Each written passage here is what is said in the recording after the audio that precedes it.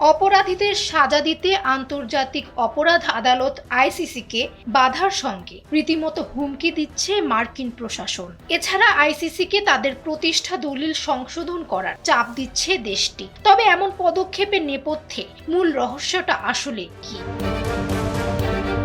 বার্তা সংস্থা রয়টার্সের এক প্রতিবেদন বলছে, শুধু কর্মকর্তা নন, বরং সম্পূর্ণ আইসিসিকে নিষেধাজ্ঞার মুখে ফেলবে মার্কিন যুক্তরাষ্ট্র।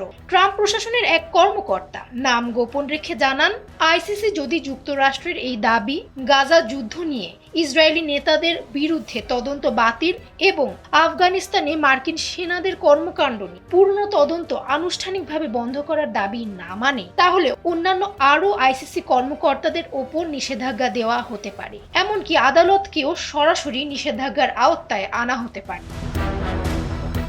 তবে আইসিসির বিরুদ্ধে মার্কিন সরকারের এমন নিষেধাজ্ঞা মুখের কাছে কথা নয়, এমনটাই বলছে বিশ্লেষকেরা। তারা বলছে, তারা যদি এমন সিদ্ধান্ত নিতে চায় তবে আইসিসির 2/3 সদস্যের সম্মতি লাগবে, যা পাওয়া খুবই জটিল একটি প্রক্রিয়া।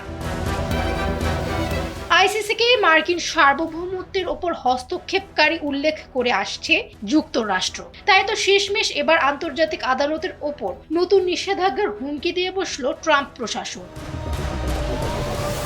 অন্যদিকে মার্কিন প্রশাসন আন্তর্জাতিক অপরাধ আদালতকে তাদের প্রতিষ্ঠা দলিল সংশোধন করে ডোনাল্ড ট্রাম্প ও তার শীর্ষ কর্মকর্তাদের বিরুদ্ধে ভবিষ্যতে কোনো তদন্ত না করার নিশ্চয়তা দেওয়ার দাবি জানিয়েছে।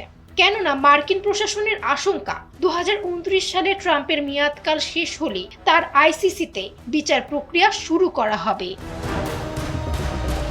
ফামিহা সুহরাওয়ার্দী, সময়ের আলো।